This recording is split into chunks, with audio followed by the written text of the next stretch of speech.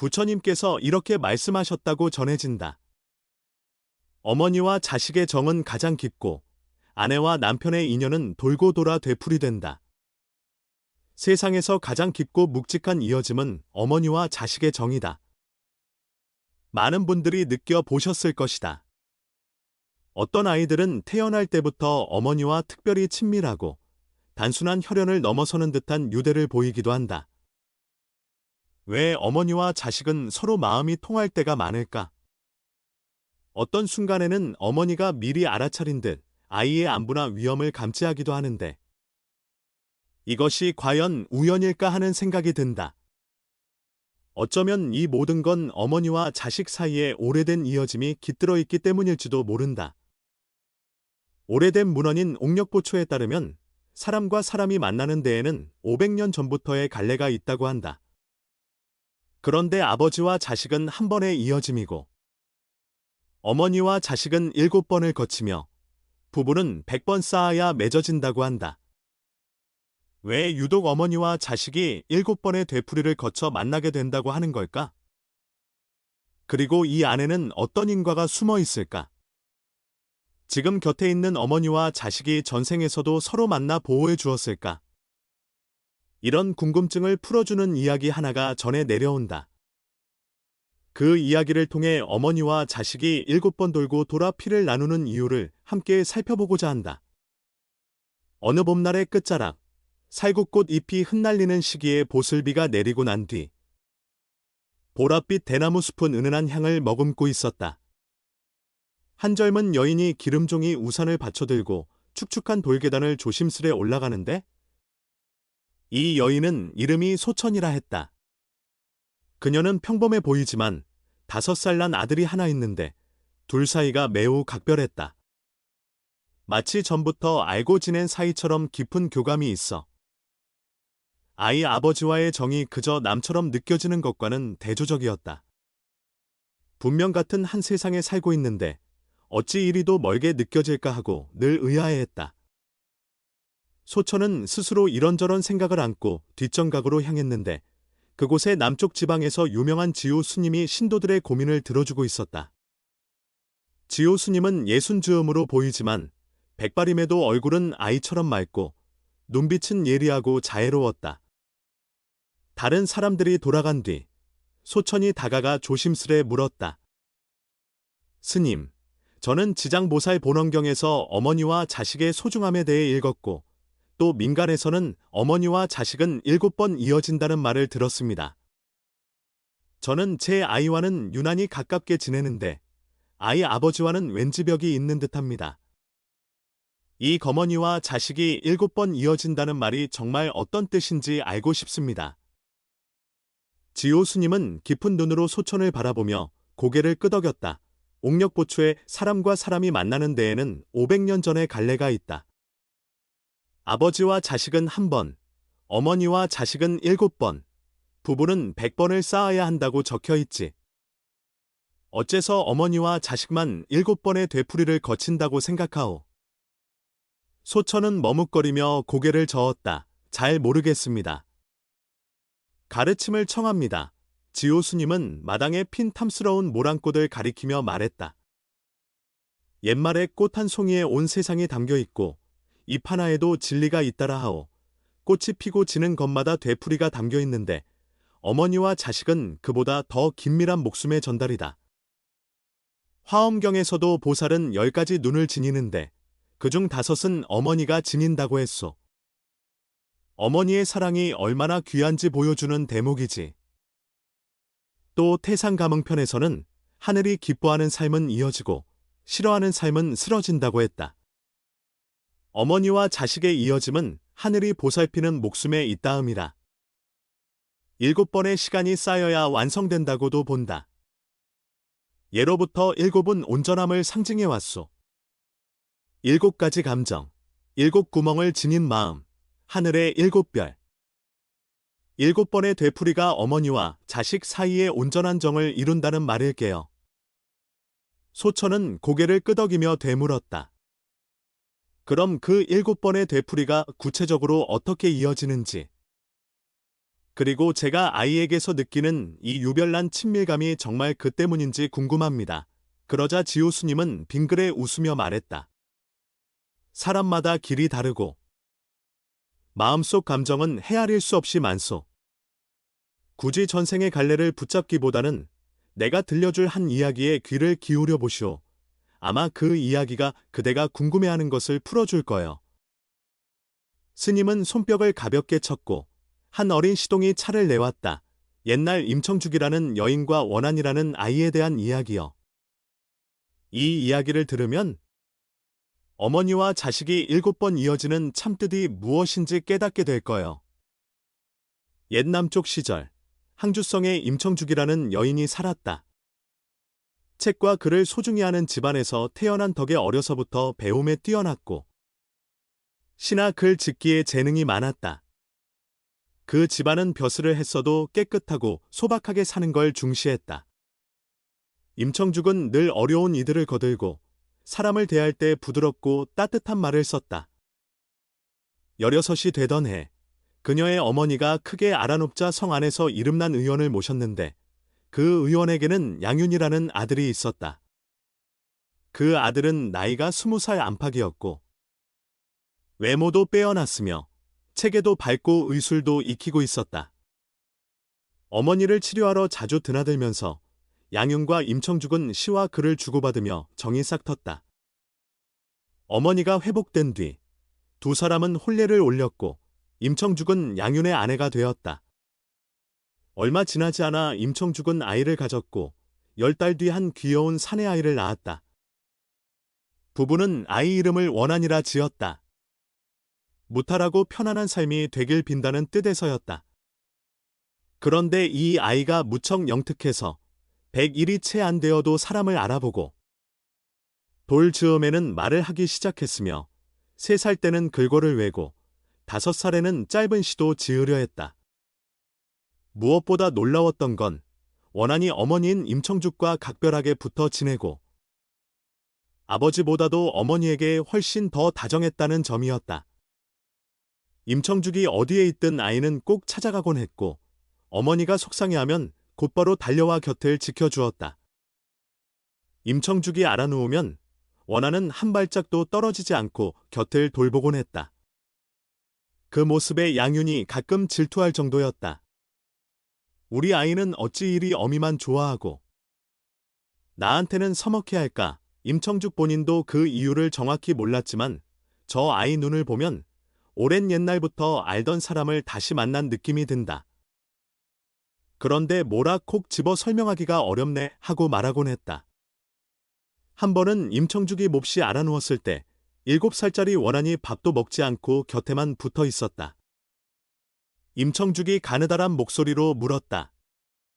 아나, 넌 왜 이토록 엄마를 지켜주려 하니? 원한은 뭔가 알 듯하면서도 모를 듯한 표정으로 대답했다. 그냥 그래야만 할 것 같아요. 마치 전부터 못다한 약속 같은 느낌이에요. 그 말에 임청죽은 가슴이 덜컥 내려앉았다. 분명 뭔가 수수께끼 같은 인연이 있을 거라고 여겼다. 마침 그 무렵 항주성에 밝은 눈을 지녔다고 소문난 한 운수승이 찾아왔다. 그 스님은 명심선사라 불렸는데 전생과 이 삶의 이어짐을 볼 수 있다는 이야기가 퍼져 있었다. 양윤은 아내와 아들 사이의 유별난 다정함이 어디서 오는지 궁금해 명심선사를 집으로 모셔왔다. 스님은 대접받으며 식사 자리에 앉았는데 고기나 생선은 입에도 대지 않았고 준비해 놓은 사내진미 대신 가벼운 채식을 곁들였다. 식사가 끝날 즈음 임청죽이 조심스레 물었다. 스님, 제가 궁금한 게 있습니다. 제 아이 원한과 저는 보통 모자보다 훨씬 가깝게 느껴지고 때때로 전부터 알고 지낸 듯한 일들이 있습니다. 혹시 이게 전생과 관련이 있을까요? 명심선사는 원한을 잠시 바라보더니 표정이 미묘하게 흔들렸다가 이내 다시 고요해졌다. 그리고 그릇을 내려놓고 부드럽게 말했다. 보아하니 두 분의 이어짐이 평범치 않으신 듯합니다. 지난 시절의 흐름이 지금의 만남으로 이어진 것이지요. 임청죽은 놀라서 다시 물었다. 전생이라니요. 정말 어떤 사이였는지 알 수 있을까요? 저는 이 아이가 참으로 낯섦게 느껴집니다. 그러자 명심선사는 잠시 눈을 감고 생각에 잠긴 뒤 알고 싶다면 함께 마음의 고요로 들어가 지난 그림을 살펴봅시다 하고 권했다. 임청죽과 원하는 스님의 안내로 돗자리에 앉았다. 은은한 향이 피어오르고 스님은 두 손을 모아 지그시 눈을 감은 채 말했다. 마음을 비우고 숨결을 가다듬으세요. 함께 지나간 길을 거슬러 올라가 봅시다.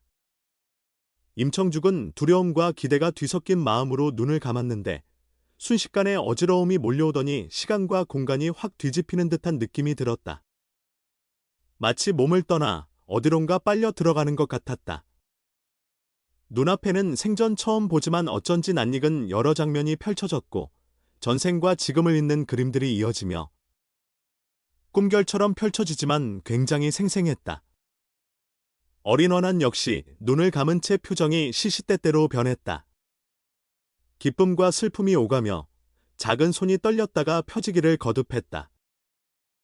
그때 명심선사의 목소리가 멀리서 들려왔다.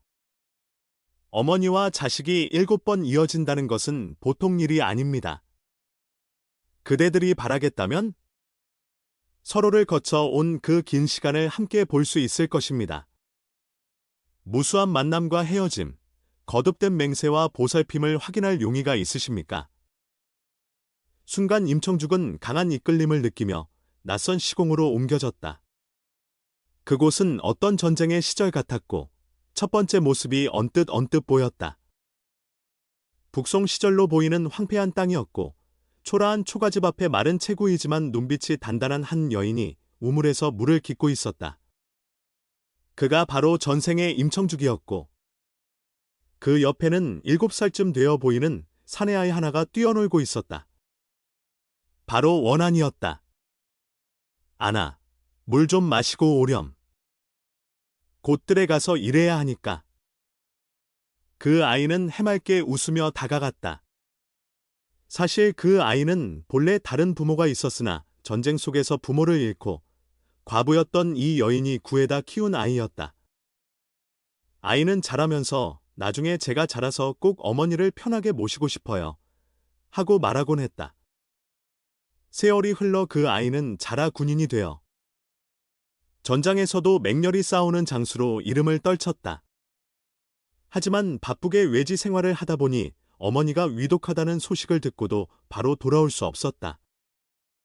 적을 맞고 급히 귀향했을 때 이미 어머니는 세상을 떠난 지 사흘이나 지났고 아이였던 그는 어머니 무덤 앞에서 통곡했다. 어머니, 제가 늦었습니다.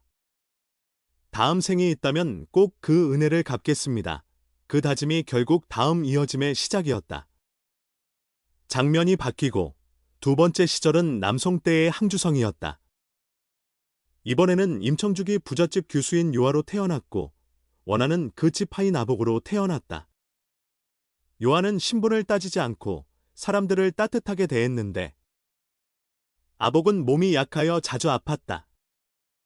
요하는 몰래 약재와 보양 음식을 챙겨주며 부모님께 말리지 말라고 부탁해가며 아복을 거들었다.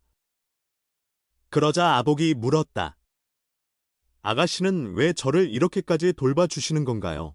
요한은 그냥 미소 지었다. 나도 모르겠어. 그런데 너를 보면 왠지 오래전부터 알던 사람 같아서. 그냥 그러고 싶구나. 시간이 흘러 요하가 16의 타지의 한 가문으로 시집을 가게 되는 날, 아복이 갑자기 병세가 심해져 위태롭게 되었다. 요하는 혼례 직전인데도 가마를 버리고 달려갔지만 아복은 끝내 숨을 거두기 직전작게 웃으며 말했다. 아가씨의 고마움, 제가 언젠가 꼭 갚을게요. 그리고 조용히 눈을 감았다. 요한은 오열하면서도 마음 깊은 곳에 큰 허전함을 느꼈다. 다시 장면이 이어졌고 세 번째 시절은 원나라 초기로 보였다. 이번에는 원한이 의수를 익힌 안도라는 이름의 의원으로 태어났고 임청죽은 환자인 월하라는 이로 태어났다. 온 나라의 역질이 돌 때 월하가 병을 앓자 안도 의원은 목숨을 걸고 헌신하며 치료했다. 다른 의원들은 포기했지만 안도 의원만은 밤낮 없이 돌봤다. 월화가 약해진 목소리로 물었다. 왜 이렇게까지 절 살려주시는 거죠? 안도 의원은 그저 의원은 환자를 버릴 수 없지요. 하지만 그걸 떠나 당신을 보는 순간 꼭 살려야 할 사람 같다는 강한 마음이 들었습니다. 하고 답했다. 결국 안도 의원은 월화를 살려냈지만 정작 본인은 역질에 걸려 목숨을 잃었다. 회복된 월화가 그 소식을 듣고 통곡하며 제 목숨을 구해주신 분을 잃었으니 저는 평생 이 은혜를 되새기며 모시겠습니다. 다음 생에라도 뵐 수 있다면 다시 꼭 보답할게요. 하고 매일 기도했다. 이어서 네 번째 시절은 명나라 중엽이었다.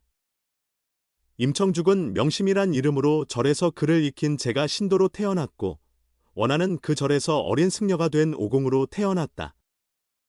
두 사람은 스승과 제자로 함께 지내며 서로 교법을 주고받았다.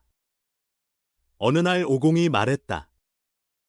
스승님, 저는 왠지 스승님께 유난히 마음이 끌립니다.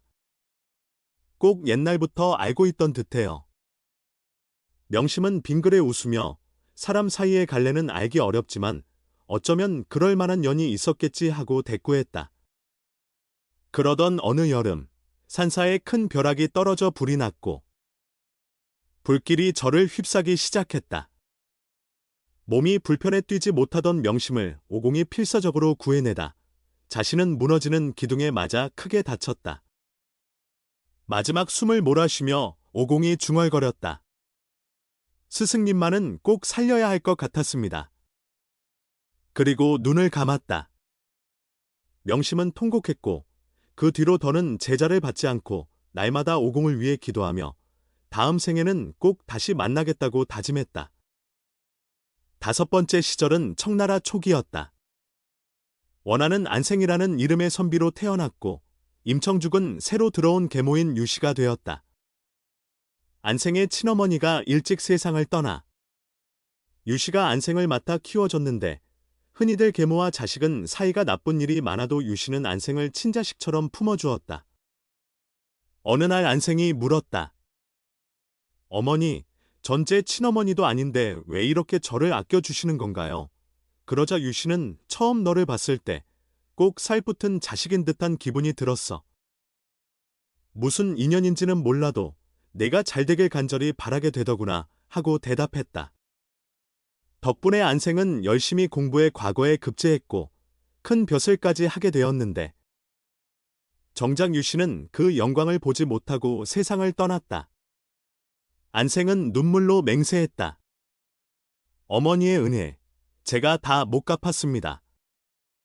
다음 생에 꼭 다시 만나 저를 낳아주신 분처럼 모시겠습니다. 여섯 번째 시절은 근대 초였다. 임청죽은 이번에 린슈라는 홀로 된 여인으로 태어났고 원하는 이웃집 아이 샤오안으로 태어났다.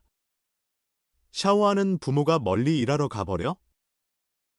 거의 린슈 손에 길러지다시피 했다. 린슈는 온 마음을 다해 샤오안을 돌보고 글도 가르쳤다. 샤오안은 자라서 공부를 계속해 훗날 선진 문물을 접하고 돌아와 학교에서 많은 사람을 가르치게 되었다. 그는 늘 린슈를 모시고 도왔다. 주변에서 자네는 왜 린슈 아주머니께 그토록 잘하는 건가 하고 물으면 샤오안은 늘 제가 정말 따뜻하게 보살핌을 받았으니까요. 그리고 왠지 진짜 어머니 같은 느낌이었어요. 하고 대답했다. 린슈도 그 말에 고개를 끄덕이며 나도 늘 내가 친자식 같았다. 아마 우연만은 아닐 거야. 하고 대답했다. 그리고 일곱 번째가 바로 지금의 삶이었다. 임청죽이 원한의 친어머니로 태어나 드디어 혈연으로 이어지는 인연이 완성된 셈이었다. 명심선사가 눈을 뜨고 멍하니 있는 임청죽과 원한을 바라보았다. 보시오. 7번의 시간 동안 스승, 하인, 의원과 환자, 계모와 자식, 이웃 등으로 서로를 거듭 도우며 정을 쌓았고 그 모든 보살핌이 쌓여 이번 생에 마침내 어머니와 자식으로 이어진 거요. 비록 어린 원한이지만 그 긴 이야기를 어렴풋이 느낀 듯 엄마에게 꼭 안겼고 임청죽은 눈물을 주르륵 흘리며 아이를 감싸 안았다. 우리가 이렇게나 오래된 인연이 있었구나. 명심선사는 잔잔히 웃으며 말했다. 지장보살께서 어머니와 자식의 정은 크다 하셨듯 그 말이 헛되지 않소. 어머니와 자식이 7번 이어진다는 이야기는 결코 빈말이 아니오.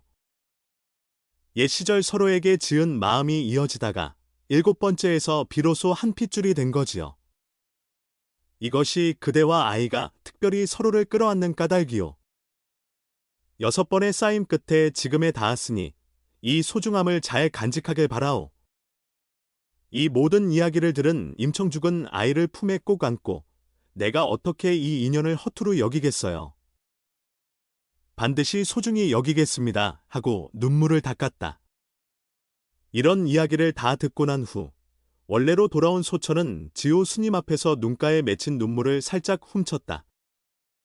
이제야 어머니와 자식이 7번 이어진다는 말이 무엇인지 알 듯합니다.